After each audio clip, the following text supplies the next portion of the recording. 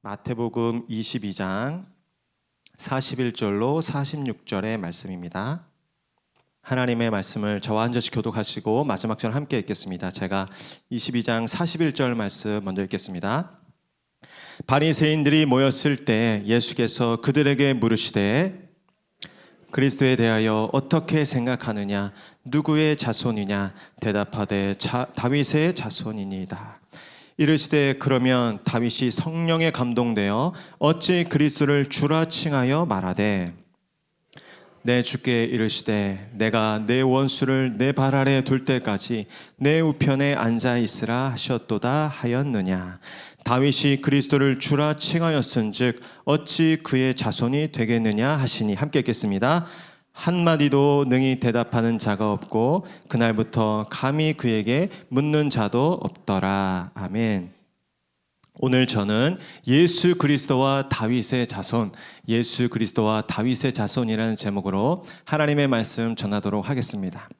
우리가 지금 살펴보고 있는 마태복음 22장은 예수님과 바리새인들의 계속되는 논쟁의 이야기가 진행되고 있습니다. 그리고 오늘 드디어 마지막 그 논쟁의 장면이 나타나고 있는데요.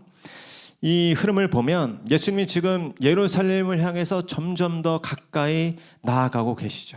십자가를 향해서 점점 더 가까이 나아가고 계십니다. 십자가로 가까이 나아가면 나갈수록 어떻습니까? 종교 지도자들의 반대와 비판과 조롱이 점점 더 거세지는 것이죠. 바리새인들은 누굽니까? 종교 엘리트라고 볼 수 있는 지식인들이죠. 예수님을 넘어뜨리기 위해 온갖 난해한 질문, 곤란한 질문만 골라서 예수님께 쏟고 있는 것입니다.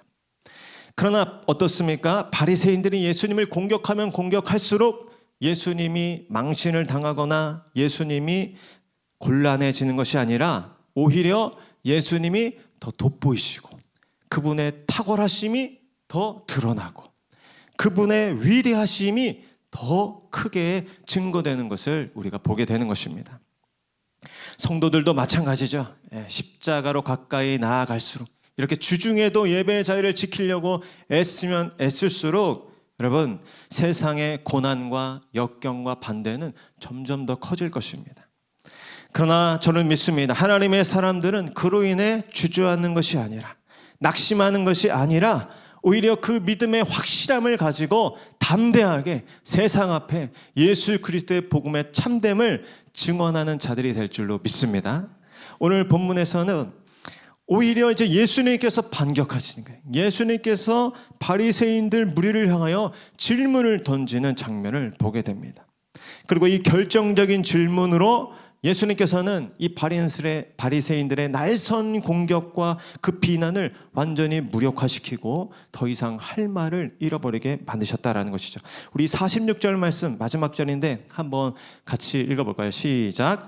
한마디도 능히 대답하는 자가 없고 그날부터 감히 그에게 묻는 자도 없더라. 아멘. 예수님이 그 권위와 그 권세로 이 바리새인들을 완전히 KO시키고 있는 것입니다. 오늘 우리도 이 말씀을 상고하는 가운데 우리 안에 있는 이 모든 불신앙, 의심, 모든 나눠진 마음들이 예수님의 권위 앞에 다 굴복되는 은혜가 있기를 원합니다. 우리 안에 또 이런 바리새인들 같은 모습들이 있다면 오늘 예수님의 말씀 앞에 우리가 온전히 거룩해지고 깨끗해지는 은혜가 있기를 원하는 것입니다. 우리 먼저 41절 말씀 한번 같이 읽겠습니다. 시작. 바리새인들이 모였을 때 예수께서 그들에게 물으시되. 아멘. 예수님이 여러 바리새인들 앞에 지금 홀로 나아가고 계신 것 같습니다.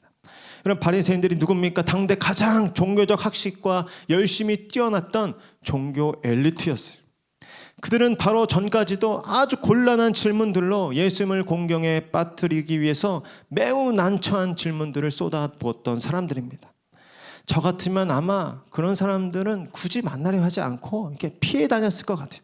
골목을 돌았는데 저기서 그 사람이 보인다 그러면 다시 들어가서 피해 갔을 것 같아요. 근데 예수님은 지금 한 사람도 아니고 여러 명의 그 바리새인들이 모여있는 그 군중 앞으로 나아가시는 것입니다. 저는 이 장면을 보면서 예수님의 이 자신감, 예수님의 이 당당함을 느낄 수 있었습니다. 이 거룩한 자신감과 당당함이 예수 믿는 저와 여러분에게도 부어지기를 축복합니다. 사람들, 특별히 나를 환대하지 않는 사람들의 무리 앞에 서는 것도 두려워하지 않을 수 있는 저희들이 되어야 하는 것입니다. 대인 공포증, 관계에 대한 이 부담감, 이 사람들 앞에서 이 관계를 맺고 서는 것에 대한 극도의 피로감과 부담감을 갖고 있는 것이 현대인들의 상황이죠. 하나님의 성령께서 우리 안에 오셔서 이 담대함과 당당함을 회복시켜 주시기를 원합니다. 그리고 예수님은 또한 그들에게 이렇게 질문하셨던 것이죠. 예수님의 질문은 바리새인들의 질문과 의도가 다른 것입니다.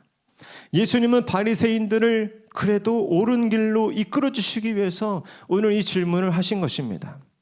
오늘날도 마찬가지예요. 예수님은 성령으로 우리 안에 오셔서 이렇게 질문을 던져주십니다. 예수님의 질문을 받는 것이 복이라는 사실을 믿으시기 바랍니다.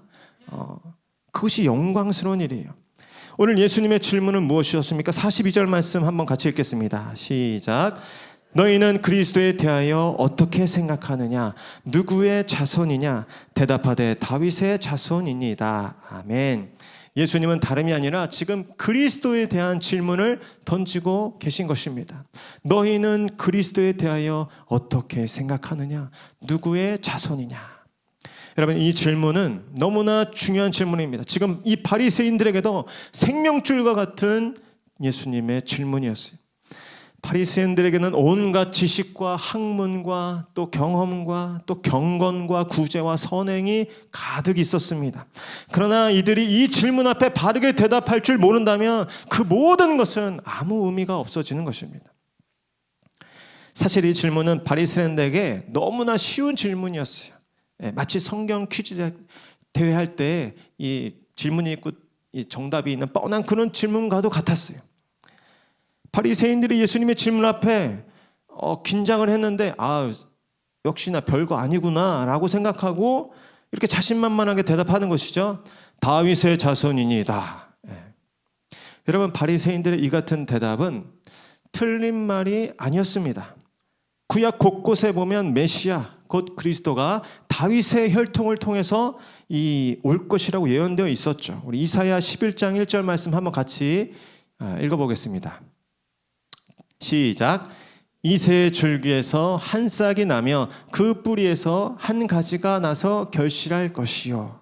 그리스도에 대한 예언 중에 중요한 이사의 예언 중에 이새의 줄기에서 다윗의 혈통에서 그가 태어난다는 것입니다. 그래서 마태복음 1장 1절도 이렇게 기록하고 있죠. 아브라함과 다윗의 자손 예수 그리스도의 계보라. 그렇습니다. 바리새인들이 속으로 이런 수준 낮은 문제를 냈어 하면서 속으로 비웃으면서 그렇게 흐뭇해하고 있었을 것입니다. 그때 예수님께서 다시 질문하시죠. 우리 43절로 45절 말씀, 우리 핵심 말씀인데 한번 같이 읽겠습니다. 시작. 이르시되 그러면 다윗이 성령에 감동되어 어찌 그리스도를 주라 칭하여 말하되 주께서 내 주께 이르시되 내가 내 원수를 내 발 아래 둘 때까지 내 우편에 앉아 있으라 하셨도다 하였느냐? 다윗이 그리스도를 주라 칭하였은즉 어찌 그의 자손이 되겠느냐 하시니. 아멘. 다윗은 유대인들에게 정말 절대적인 존재였죠. 예수님이 그런데 이렇게 반문하는 거예요. 그래? 그리스도가 다윗의 자손이야? 그러면 다시 물어보자. 다윗은 정작 그리스도를 주라고 불렀는데 어떻게 다윗이 그리스도의 후손이라고 할 수 있겠느냐? 바리새인들이 아차 싶었을 것입니다. 예수님은 지금 다윗이 썼던 시편 110편을 근거로 해서 이 바리새인들이 너무나 쉽게 대답한 이 대답에 대해서 의문을 제기한 것입니다. 다윗보다 먼저 그리스도가 존재했다는 것입니다. 다윗이 존재하지도 않은 그리스도를 주라고 부를 수 없었던 것이죠. 여기 보면 주께서 내 주께 이르시되라고 할 때 앞에 나오는 주는 여호와, 그 하나님을 말하는 것이고, 다음에 나오는 이 아도나이, 이 주는 예수 그리스도, 이 메시아를 상징하는 표현이었던 것입니다. 지금 예수님은 바리새인들이 자신들의 종교적 교리와 학식으로 너무나 쉽게 단정짓고 결론 지은 그 메시아관, 그리스도관에 대해서 폭탄과도 같은 질문을 던지고 계신 것입니다. 우리 신앙생활에도 이러한 예수님의 폭탄 같은 질문이 필요한 것입니다. 내가 당연하게 여겼던, 내가 너무나 뻔하게 생각했던, 내가 너무나 쉽게 생각했던 신앙의 어떤 주제에 대해서 예수님의 도전과 질문을 받아서 완전히 내 생각과 내 사고가 뒤집히고 전복되는 사건이 일어나는 것이 신앙생활이다라는 것입니다. 저는 그러한 믿음의 진보가 저와 여러분의 삶 가운데 나타나기를 축복합니다. 당시 이 바리새인들은, 또 유대인들은 그들만의 편협하고 또 그릇된, 지극히 인간 중심적인, 유대 민족 중심적인 메시아관에 대해서 믿고 있었던 것입니다. 당시 유대인들의 메시아관은 어떤 것이었습니까? 그는 군사적인, 또 정치적인, 또 경제적인 어떤 메시아관을 갖고 있었던 것이죠.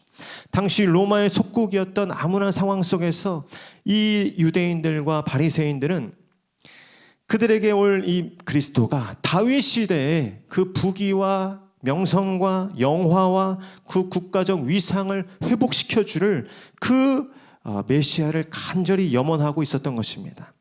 메시아가 오면 로마의 압제로부터 벗어나 경제적인 회복과 번영을 누리고 또 그렇게 될 것이라고 기대했던 것이죠. 그러나 정작 이 땅에 오신 실제적인 그리스도이신 예수님은 그들의 이 메시아관에 대해서, 그리스도관에 대해서 동의를 못하시는 것입니다. 예수님은 지금 바리새인과 유대인들의 메시아관, 그 그리스도에 대한 기대와 생각이 뭔가 그릇되었음을, 잘못되었음을 지적하고 계시는 것이죠.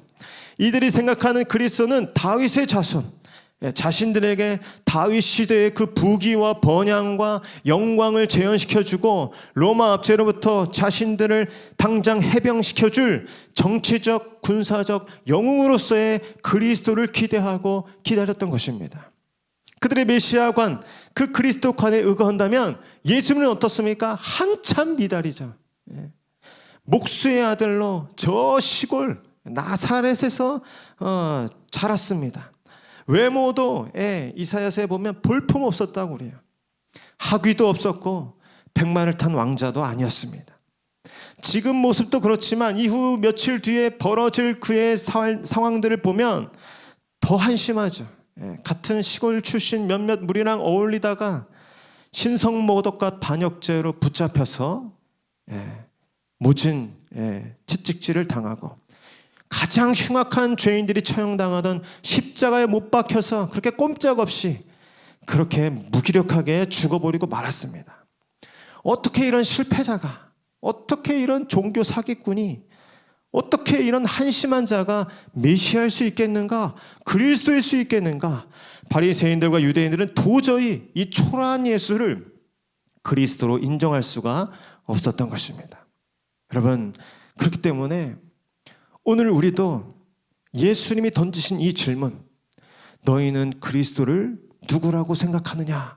라는 이 질문이 나에게 어떤 질문인지 아는 것이 너무나도 중요한 것입니다. 그리스도, 즉 메시아를 이와 같이 단지 정치적이고 군사적이고 경제적인 어떤 영웅으로 기대하고 생각했던 유대인들과 바리새인들은 정작 하나님이 그리스도를 보내셨을 때, 메시아이신 예수를 보내셨을 때 그분을 알아보지 못했고 만나지 못했다라는 것입니다. 이 유대인들과 바리새인들은 그리스도를 단지 자신들의 욕망과 필요를 이루어주기 위한 램프의 요정 정도로 여긴 것과 다름이 없는 것입니다. 그래서 그리스도가 정작 마국간에 볼품없는 그 구유에 태어나셨을 때 목수의 아들로 자라면서 허름한 옷을 입고 가난한 자들, 병든 자들, 고아와 가부, 세리와 창기와 같은 죄인들과 어울려 다니기나 하는 예수를 바라볼 때 도저히 그를 그리스도로 메시아로 인정하지 못한 것입니다. 여러분, 우리도 마찬가지입니다. 예수님을 단지 내가 더 잘 되게 해주시는 분, 내가 더 좋은 직장에 다닐 수 있도록 도와주시는 분, 내 자녀가 더 좋은 대학 갈 수 있도록 열어주시는 분, 내가 더 큰 집에 이사 갈 수 있도록 내게 복 주시는 분 정도로만 생각한다면 우리는 어쩌면 평생 이 그리스도, 하나님이 보내신 참된 메시아를 만나지 못할 수도 있는 것입니다. 오늘 예수님은 그런 그 그리스도에 대해서 어떻게 말씀하고 계십니까? 우리 44절 말씀 한번 같이 읽겠습니다. 시작. 주께서 내 발 아래에 둘 때까지 내 우편에 앉아 있으라 하셨도다 하였느냐. 아멘. 그리스도는 어떤 분이시냐? 하나님의 보좌 우편에 앉아 계신 분이다라는 것입니다. 그것이 무슨 뜻입니까? 그리스도는 하나님의 아들이라는 뜻입니다. 곧 하나님과 동등이신 분이라는 뜻입니다. 여러분, 이게 어떤 차이가 있는 것입니까? 마치 자녀가 부모님에 대해서, 부모님은 나에게 맛있는 밥을 차려주시는 분이야, 또 멋진 옷을 사주시는 분이야, 또 나한테 필요한 용돈 쥐어주시는 분이야 라고 아는 것과 나중에 철이 들고 깨달아서 부모님은 내 생명을 주시는 분이야, 부모님은 내 존재의 근원이 되시는 분이야 라는 것을 깨닫는 것과 비슷한 차이가 있는 것입니다. 여러분, 그리스도가 우리에게 오신 것은, 우리가 예수님을 믿고 그분의 자녀가 됐다는 것은, 예수님 때문에 내가 남들보다 좀 더 좋은 직장 다니게 되고, 남들보다 좀 더 큰 차 타게 되고, 남들보다 좀 더 교양 있는 사람, 도덕적인 사람 되는 것에 있지 않습니다. 죽었던 자가 생명을 얻는 것입니다. 죄의 저주에서 해방되는 것입니다. 하나님과 원수된 자가 하나님과 화목된 자가 될 뿐 아니라 하나님의 자녀가 되는 것입니다. 마귀의 종되었던 우리들이 하나님의 백성으로 거듭나는 것입니다. 예수님은 나에게 그저 몇 푼어치 재물과 세상적 유익을 주시기 위해 오신 분이 아니고 바로 당신 자신을 주시기 위해서 오시는 분이십니다. 나를 위해 죽으시기 위해 오시는 분, 나를 위해 하나님의 아들, 그 하나님께서 십자가에 달려 철철 피를 흘리시는 것이 기독교고, 예수님의 복음이라는 사실을 우리가 깊이 깨달아야 할 줄로 믿습니다. 이것이 기독교죠. 이것이 예수님의 복음입니다. 여러분, 그러니 어떠해야 합니까? 오늘 이 바리새인들처럼 이런저런 질문이나 던지고 비난과 조롱을 멸시로 예수님을 대할 것이 아니라, 오늘 우리는 그분 앞에 엎드려 절해야 하는 것입니다. 아직도 많은 사람들은 그저 예수를 훌륭한 선생 정도로, 비교적 도덕적으로 사는 데 있어서 유익하고 어떤 모범이 되는 그런 멘트 정도로 생각하는 분들이 많죠.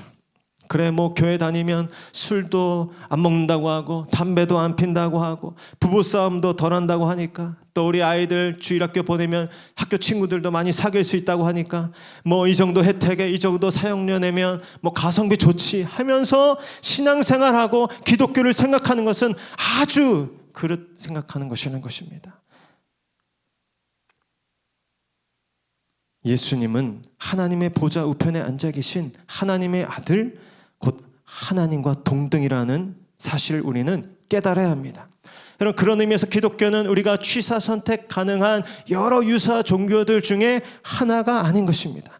예수 그리스도는 나의 성공과 나의 편의와 나의 행복을 위해서 기여해야 하고 서비스해 주셔야 하는 램프의 요정이 아닌 것입니다. 그분은 경배의 대상입니다. 그분은 예배의 대상입니다. 그분은 절대 복종의 대상인 것입니다. 그분은 우리의 존재의 근원이시며 만물의 창조주로서 온 세상과 역사의 주관자이시고 통치자이신 분이십니다. 예수님을 믿는다고 하는 우리들이 이 예수님의 그리스도 되심의 의미를 깎아내려서는 안 될 것입니다. 그러나 많은 경우에 우리들은 예수님을 그저 나의 소원을 성취하는 도구로, 나의 삶을 그럴싸하게 해주는 어떤 종교적 장신구쯤으로 착각하는 경우가 있는 것 같습니다. 예수님은 나의 기도와 요구에 제깍제깍 응답해 줘야 하고, 우리가 예배할 때 우리가 원하는 그런 감정과 느낌을 느낄 수 있도록 우리를 감동시켜야 하는 의무와 책임이 있는 분이 아니십니다. 예수님은 오늘 그리스도가 다윗의 자손이 아니고 다윗의 주라고 말씀하는 것입니다. 다시, 그리스도는 다윗의 자손이 아니라 다윗의 주님이시다. 이 사실을 꼭 기억하셔야 할 줄로 믿습니다. 그리스도는 다윗보다 열등한 존재가 아니라 다윗과는 비교할 수 없는 우월한 존재라는 것입니다. 저와 여러분에게 그리스도는, 예수님은 어떠한 분이십니까? 예수는 저와 여러분을 위해 존재하는 분이 아닙니다. 오히려 저와 여러분이 예수님을 위해 존재하는 자들임을 믿으시길 바랍니다. 예수님이 저와 여러분의 기대와 소원을 위해 존재하는 분이 아니라 저와 여러분이 예수님의 기대와 소원 때문에 존재하는 자들이 되어야 하는 것입니다. 예수님이 우리 교회의 부흥 때문에 존재하는 분이 아니라 우리 교회가 예수님의 복음 때문에 존재하는 도구가 되어야 하는 것입니다. 이것이 교묘하게 바뀌는 경우들이 우리의 삶에 있습니다. 우리의 삶의 모든 것에 대한 신앙의 바른 정립이 필요한 것입니다. 예수님이 우리의 자녀가 잘 되기 위해 존재하는 분이 아닙니다. 예수님은 우리의 사업이 번영하기 위해 필요한 분이 아닙니다. 심지어 예수님은 나의 무병장수를 위해 존재하는 분도 아닙니다. 오히려 나의 자녀가, 나의 사업이, 나의 생명이 예수님을 위해 존재해야 한다는 사실을 오늘 우리는 고백해야 하는 것입니다. 다윗은 한 나라의 왕이었지만 누구보다 높은 자리에 있었지만 이 사실을 분명히 고백했습니다. 그리스도를 자신의 주라고 고백하는데 주저함이 없었습니다. 어떻게 그것이 가능했을까요? 우리 43절 말씀 한번 같이 읽겠습니다. 시작. 이르시되 그러면 다윗이 성령에 감동되어 어찌 그리스도를 주라 칭하여 말하되. 사울과 다른 점이 이것이죠. 다윗은 아무리 높은 자리에 있었지만 자신보다 높으신 그 그리스도 하나님이 있다는 사실을 기억하였습니다. 어떻게요? 성령에 감동되어. 한 번 더. 성령에 감동되어. 성령의 감동을 따라 살아가시는 저와 여러분 되시기를 축복합니다. 우리 안에 육이 충만한 본성으로는 도저히 고백을 할 수 없다는 것입니다. 흉내는 낼 수 있겠죠. 그러나 우리의 실제적인 삶에서 아무도 보지 않는 그 현장에서 우리는 주인 노릇하려고 할 것입니다. 육이 충만해서는 이 고백을 드릴 수 없습니다. 하나님의 영, 예수의 영, 그리스도의 영이신 성령께서 우리 안에 가득할 때 그리스도를 나의 주님이십니다 라고 고백할 수 있습니다. 그리스도가 나의 생명의 주인이십니다. 그리스도가 나의 가정의 주인이십니다. 그리스도가 우리 교회의 주인이십니다. 오늘 다윗에게 기름 부어 주셔서 아름다운 고백으로 그리스도를 찬양하고 영광을 돌리게 한 그 하나님께서 저와 여러분의 인생에도 이 성령의 충만함을, 그리스도의 영을 충만하게 부으시기를 축복합니다. 그래서 왜 예수님께서 그리스도란 분이 저 베들레헴 마국간 구유에 태어나실 수밖에 없었는지, 왜 그리스도라는 분이 무력하게 채찍에 맞으면서 끌려다닐 수밖에 없었는지, 왜 전능하신 그 하나님이라는 분이 십자가에 달려 피 흘려 죽으실 수밖에 없었는지 깨닫게 되는 것입니다. 오늘 성령께서 우리 안에 오셔서 이 깨달음을 주시기를 원하는 것입니다.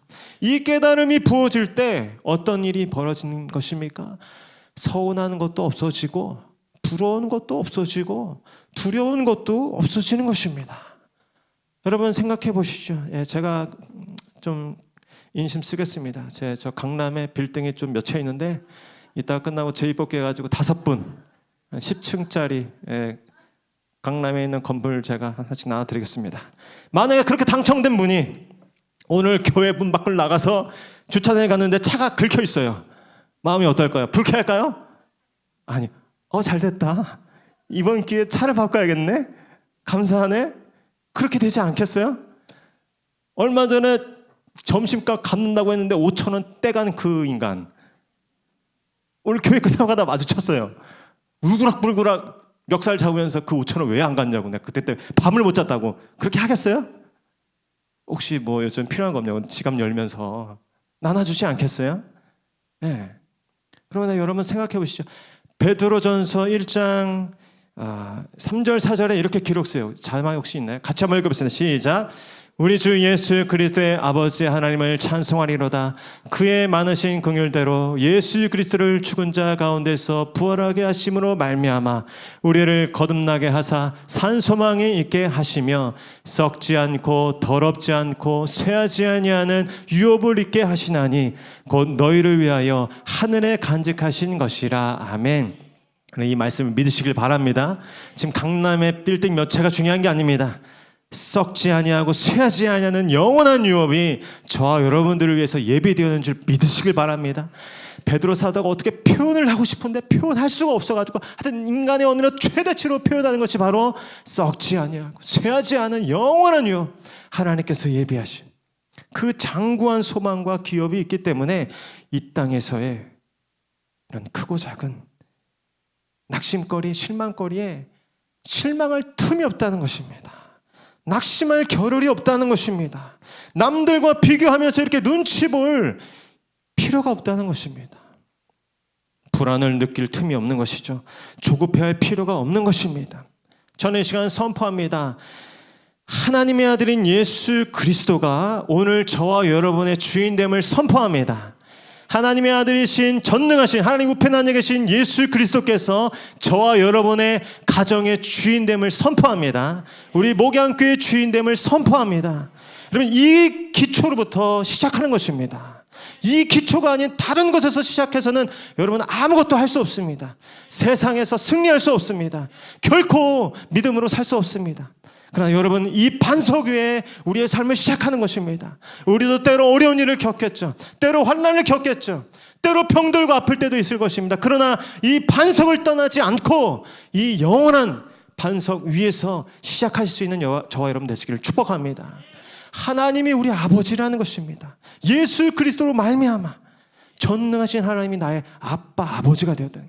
여러분, 아버지와 가까이만 있으면 먹을 것, 입을 것, 마실 것 걱정하지 않아도 되는 줄 믿습니다. 예, 제가 아이들하고 여행을 떠나보면 얼마 전에도 아이들하고 저 자전거 여행을 떠나는데 아이들은 아무 생각이 없어요. 자전거만 그냥 들쳐먹고 가는데 저는 가다가 추우면 입어야지 하고선 이 바람막이도 챙기고 목마르면 마셔야지 물통도 채워가고 또 우리 아이들 또 필요한 거 먹을 거, 초코바 같은 거 다 챙겨서 제 배낭에 가득 짊어매고 가는 것입니다. 아버지와 함께 있으면 먹을 거, 입을 거, 마실 거 염려하지 않아도 될 줄로 믿습니다. 여기서부터 시작하셔야 하는 것입니다. 여기서부터 시작할 때 세상을 이기는 믿음, 세상이 감당할 수 있는 믿음으로 우리가 이 세상 가운데 나아갈 수 있을 줄로 믿습니다. 그리스도는 다윗의 자손을 넘어서는 다윗의 주요 하나님 보좌 우편에 앉아 계신 전능하신 하나님이시란 사실을 우리가 깨닫고 그분 앞에 그 모든 이름 위에 뛰어나신 주님 앞에 합당한 영광과 찬송으로 그 담대함과 믿음으로 영광을 올려드릴 수 있는 저와 여러분 될 수 있기를 축복합니다. 우리 그 믿음으로 우리의 연약한 삶을 주님께 의탁하며 우리 찬송하며 나아가겠습니다.